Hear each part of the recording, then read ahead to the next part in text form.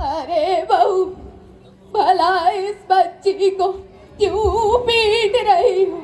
इसने तुम्हारा क्या बिगाड़ा है? इस बच्ची ने तो कुछ नहीं बिगाड़ा, मगर इस बच्ची को आपने जरूर बिगाड़ा है। आपने भला मैंने क्या बिगाड़ा है?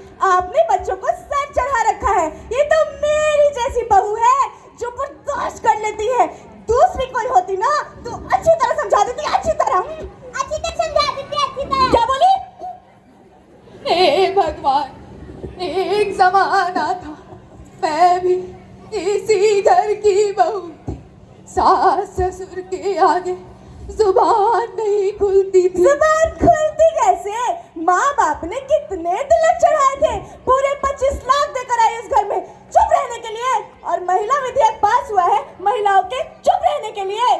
क्या तिलक चढ़ा देने से और महिला विधेयक पास हो जाने से शिष्टाचार भी नीलाम हो जाता है? शिष्टाचार भ्रष्टाचार मैं कुछ नहीं, तू चल दे। चल। अब क्या बचाऊं बेटा? अब तो मैं कुछ बोलने के लायक ही नहीं रह गई। जब बेटा ही जोरू का गुलाम होगा तो बहू तो AK-47 होगी। राम का राम राम। ये सब क्या उल्टा पुल्टा बोल रही हो माँ? ना बेटा, कुछ तो नहीं ना, कुछ तो अभी नहीं। तुम बहू के बारे में उल्टा पुल्टा नहीं बोल रही थी? ना बेटा, हाँ बेटा, अब मैं बूढ़ी हो गई, मेरी जुबान भी पलट गई है। तू जवान, ढेर सारे पैसे कमाता है, लिपस्टिक लगाकर मटक मटक कर चलने वाली बहू जो मिल गई है, अब तुझसे ज्यादा सीधा और समझदार भला कौन होगा? मुझे कुछ समझ में नहीं आ रहा है, साफ साफ बताओ बात क्या है? मैं बताती हूँ बात क्या है। आजकल इन्होंने बच्चों का लंच छीनकर खाना शुरू कर दिया है, और इतना ही नहीं, बच्चों को गीता और रामायण का पाठ भी पढ़ाना शुरू कर दिया है। कल को पार्टी फंक्शन में जब दूसरों के बच्चे A for Apple, B for boy और जॉनी जॉनी यस पापा गाएंगे, वहाँ आपके बच्चे मंगल भवन मंगल हारी गाना शुरू कर देंगे। तब कल को सोसाइटी में कहाँ मुँह दिखाइएगा? सारा संस्कार चौपट कर रखा है इन लोगों ने। ये सब मैं क्या सुन रहा हूँ माँ? तुम्हें बच्चों को स्मार्ट और अच्छी चीजें सिखाने के बजाय उन्हें विभीषण और काक भुसुंडी बनाना अच्छा लगता है, उनके संस्कार बिगाड़ना अच्छा लगता है। अरे बेटा, गीता और रामायण पढ़ने से संस्कार चौपट नहीं होता, बल्कि पारिवारिक जीवन आदर्शमय होता है। हलवा होता है। ठीक है, रामायण पढ़ने से तो पारिवारिक जीवन आदर्शमय हो जाता है, लेकिन गीता पढ़ा के तो घर में महाभारत ही न करवाइएगा जी। रामायण का असर पड़ेगा और गीता का असर नहीं पड़ेगा।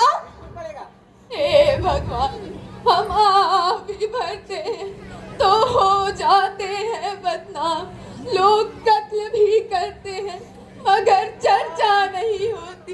राम कहो, राम। अरे राम कहो, राम कहो। एक तो ये पिताजी ने रात दिन खांसते खांसते नींद हराम कर रखी है, और ये बच्चे अलग परेशान कर रखे हैं, और ये पिंकी तो दिन ब दिन बिगड़ती ही जा रही है। खांसने का भी कोई तरीका और पिंकी भी इन्हीं के पीछे दीवानी रहती है। मुझे तो समझ में नहीं आ रहा वो सुधरेगी कैसे? सुधरेगी कैसे? उसे अभी बुलाओ, सुधार देता हूँ। पिंकी, अरे ओ पिंकी, कहाँ मर गई? बातें क्यों बोलते हो बेटा? वो तो घर की लक्ष्मी है। वो तो घर की लक्ष्मी है, लेकिन आप जैसे दरिद्र के पल्ले जो पड़ गई है, लक्ष्मी का खाक लक्ष्मी रह जाएगी। कहाँ थी अब तक? दादाजी की गोद में बैठ के कहानी सुन रही थी। कहानी सुन रही थी? तुम्हें कितनी बार मना किया दादाजी की गोद में मत बैठा करो, वो खुद सैकड़ों बीमारियों के सौदागर हैं। तुम्हें बुखार आता, तुम्हें मरने का मन है? दादाजी की गोद में जाती हूँ ना तो फीवर ऑटोमेटिकली डाउन हो जाता है। हाँ, फीवर डाउन क्यों नहीं होगा? इनके नाक से एंटीबायोटिक और पैरासीटामोल का सिरप जो चूते रहते हैं। लाख समझाओ ई बूढ़ों के, मगर खोपड़ी रहे तब ना। अरे तो आपा को बढ़िया ना देख बुढ़िया, ये अंगूठा तो पकवान टमाटर है, सब का निशाना हमारे पर रहता है। अरे थक चुप, अरे चुप बुढ़िया, तू चुप, अरे चुप, तू चुप रह, अरे चुप, तू चुप। अरे बुढ़िया। देख रहे हैं ना? सब देख रहा हूँ। मैं पूछता हूँ, घर में टीवी है, मोबाइल है, मगर तुम्हें दादाजी की गोद में ऐसा क्या खजाना मिल जाता है?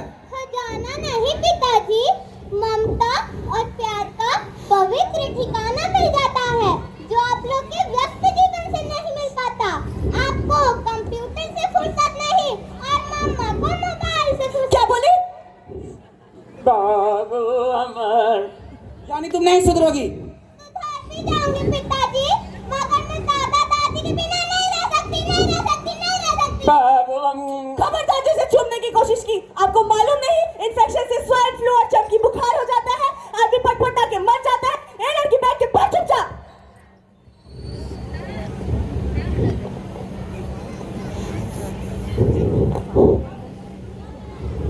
क्या पिताजी, घर को शमशान घाट बनाने का इरादा है?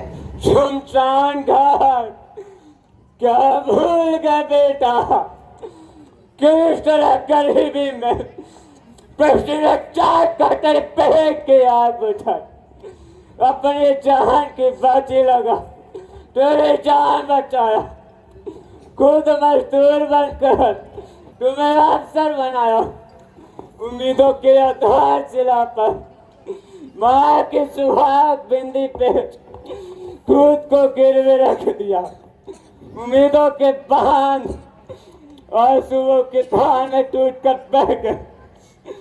बहू, खून का जर्रा जर्रा सूख गया, इस पौधे को सींचने में काया निर्बल रह गई।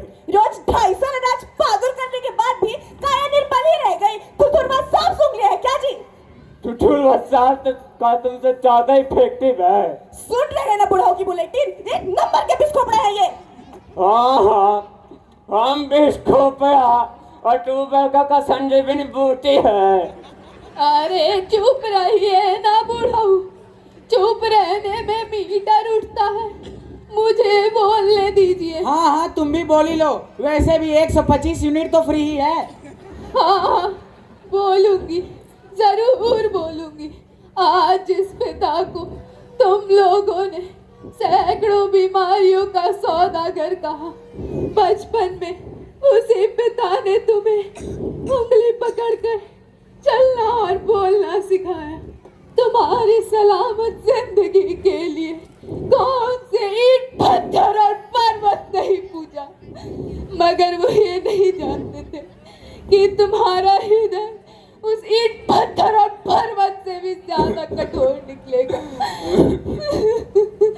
बचपन में तुम्हें पिता के प्यार और चुम्बन ने नई जिंदगी दी, मगर आज उसी पिता के प्यार और चुम्बन से तुम्हारे बच्चे बीमार हो जाएंगे। ये तेरा नहीं, हमारी किस्मत का दोष है, हमारी किस्मत का।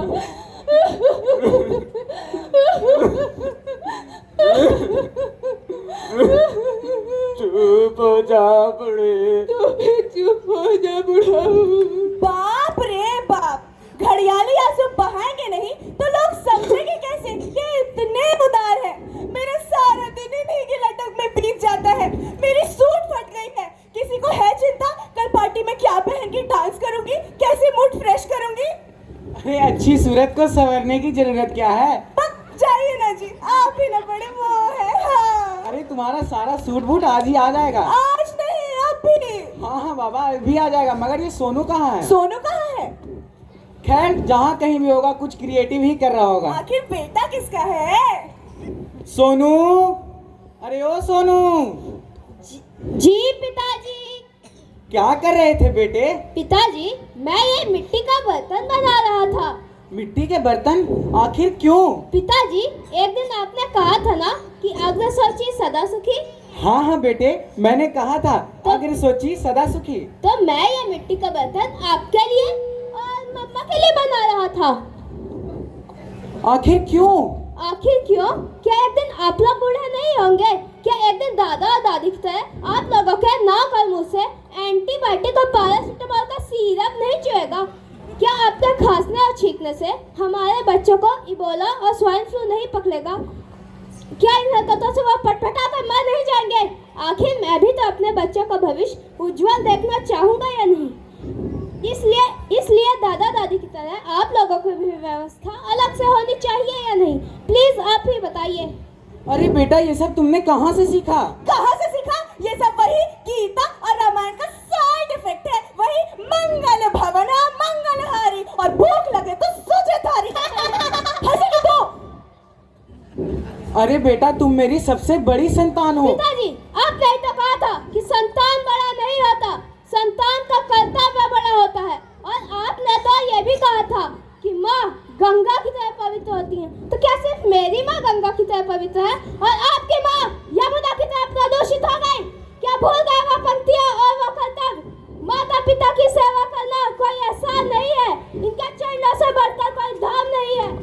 कर्ज है इनका तेरे सिर पर, भिक्षा या कोई दाम नहीं है। अरे माता पिता है संपत्ति ऐसी जिसका कोई दाम नहीं है, जिसका कोई दाम नहीं है, जिसका कोई दाम नहीं है। मुझे माफ कर दो बेटे, मैं बहुत शर्मिंदा हूँ। मैं कौन होता हूँ माफ करने वाला? मैं आपका पिता नहीं। पिताजी, मुझे माफ कर दीजिए पिताजी, मैं बहुत शर्मिंदा हूँ पिताजी। तुम मेरे बेटे हो, वो आज भी मैं तुम्हें बच्चा ही समझता हूँ रे। तेरे फूलों से भी प्यार, तेरे कहाटों से भी प्यार, सुख दे चाहे दुख दे, हमें दोनों है स्वीकार। तू कितना प्यारा है रे। माँ जी मुझे माफ कर दीजिए। माँ जी मुझे माफ कर दीजिए। तुम्हारे शरीर से मैं तेरी सांस हूँ, पर हृदय से मैं तेरी माँ हूँ।